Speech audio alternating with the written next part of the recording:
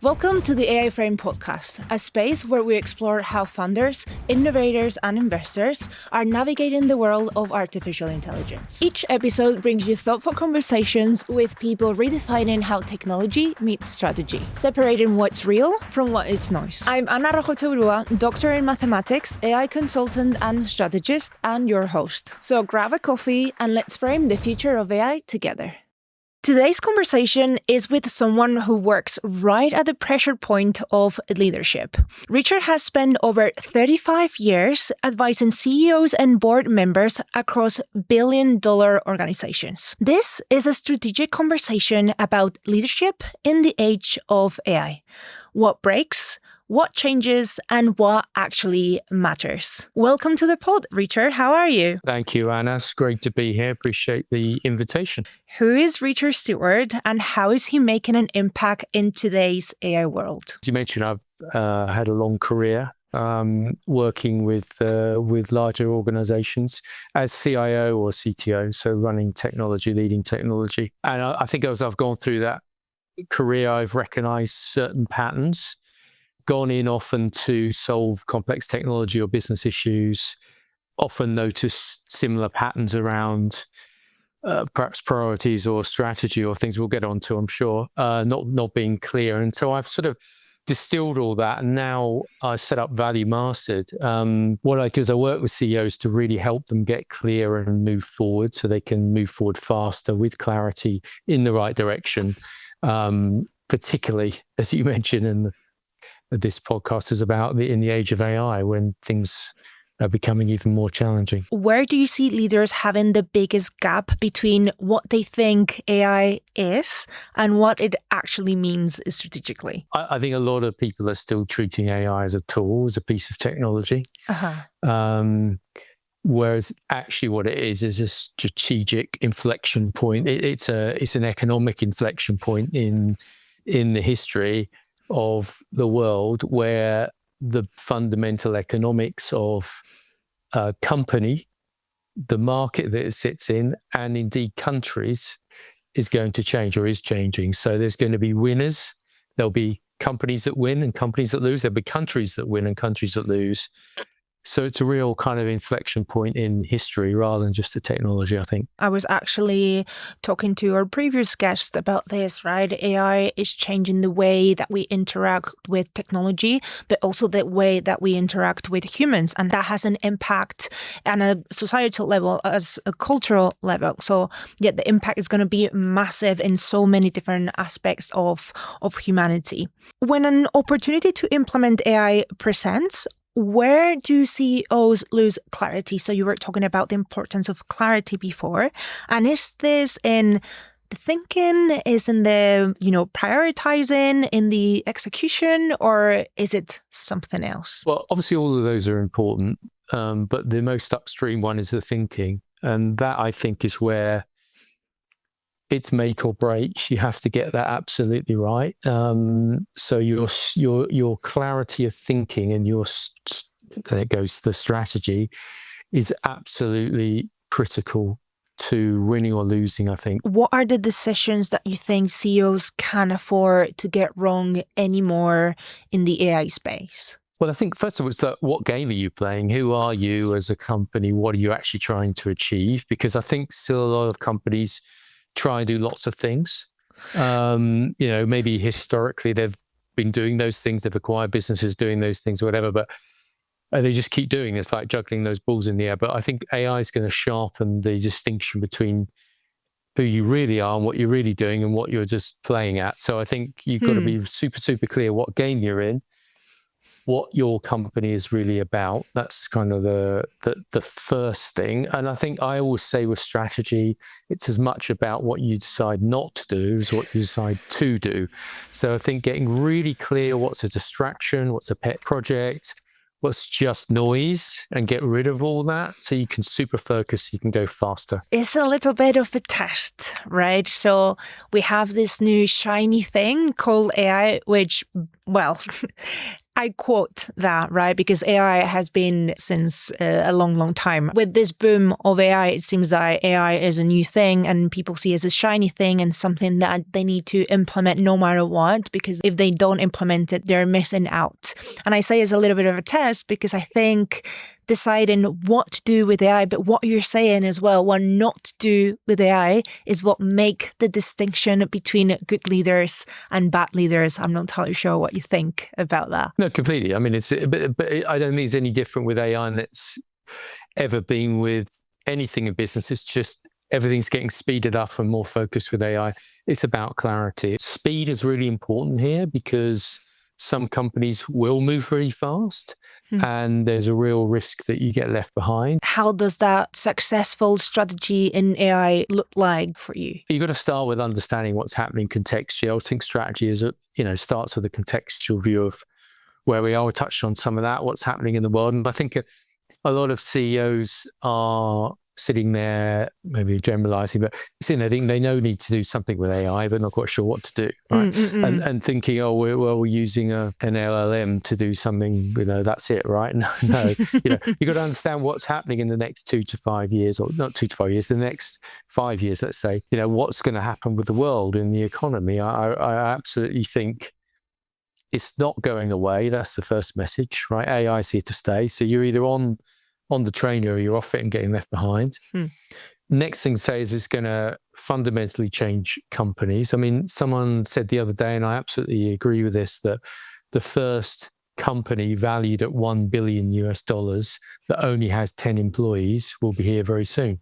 All right. Okay. Because with what's coming next with agentic AI and the automation of agents, you turning on your business model, you can automate a lot of the agents, and then the humans are there giving the direction, the strategy, and they're dealing with exceptions, but the fundamental operations are being done by agents. So that's something you need to understand first as context. In order to get there and to know exactly what is the best way to implement these AI agents or, agentic workflows, the first step is knowledge, actually. So the first step is actually understanding what that means, what are the strengths, what are the weaknesses, what are the risks, what are the mitigations. I have a clear plan, and we come back to the clarity, right? Have a clear plan on how to implement that and how is that going to impact your solution now and also into the future. All the concepts and the consequences need to be clear for leadership, for CEOs, for board members. The first stage is training, is knowledge, and with training and knowledge comes clarity.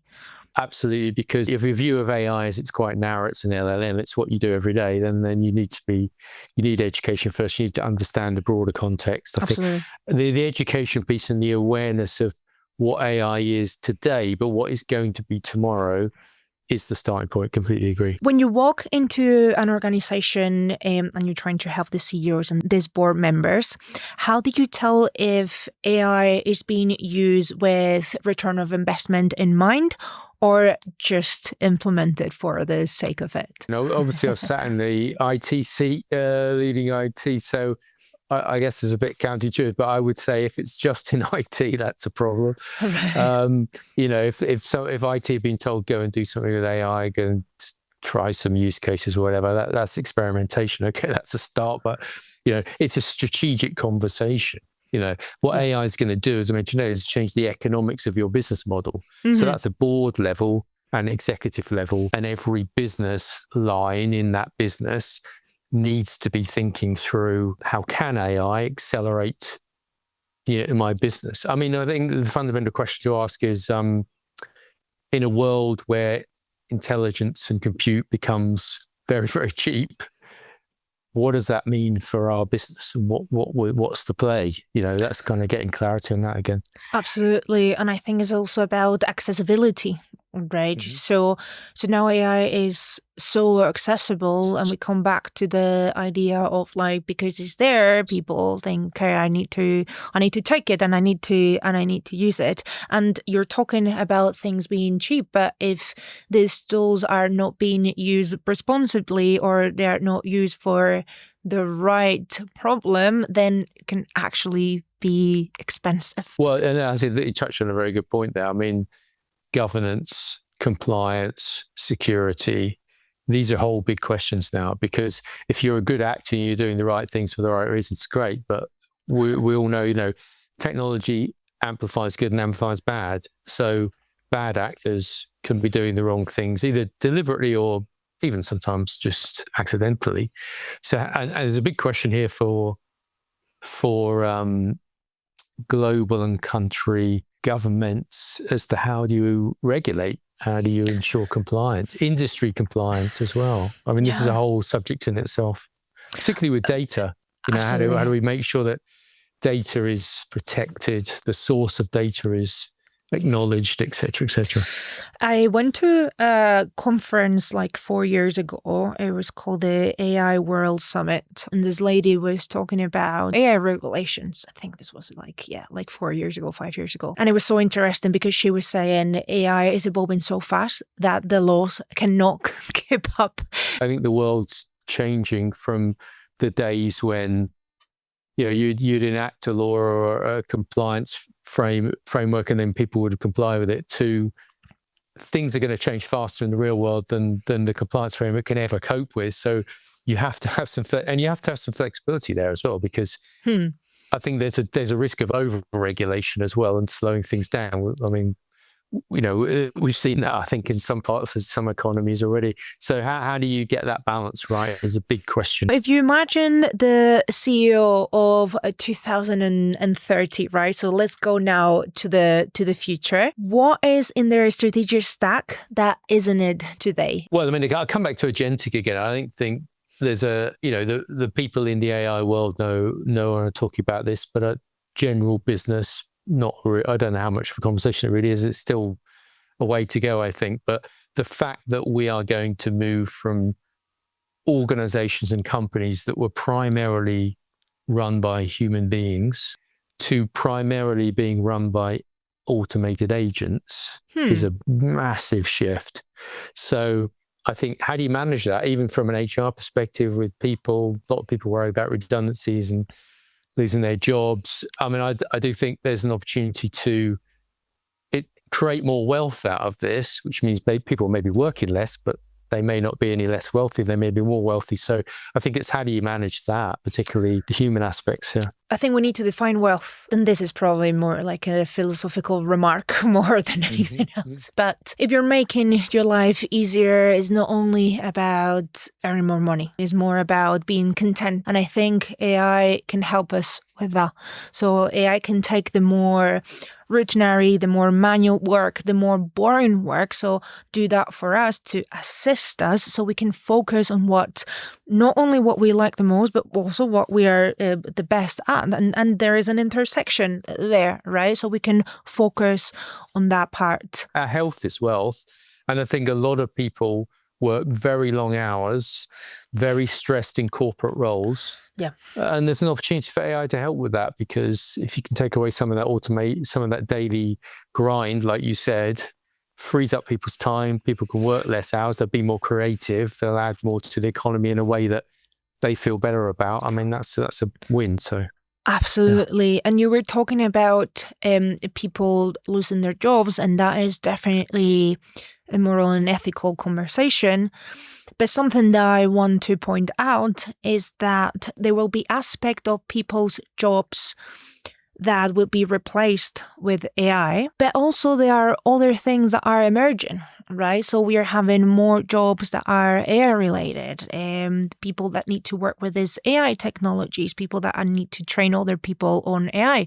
So there are other jobs that are created. So I think there's going to be kind of like a balance with respect to that. And what I always say is that AI is not going to take your job. Someone that knows how to use AI will. This is a train that's left the station. Yeah. You get on the train and you go with it, or you don't. And if you're not educating yourself about what this new world is and how you can use it, then there's a risk for you. But if you educate yourself and you know how to use it and you go with it, then there's a lot of opportunities. So a lot of opportunities here. What questions do you think board members should be asking about AI risk, value, and readiness that they are not asking now? Well, I think, again, start with the strategy, you're right, because I think board conversations about strategy and risk and obviously financials, but I think, have we got the right strategy? It's probably the best question. So they need to get clear on, right, in this new world, with this new context,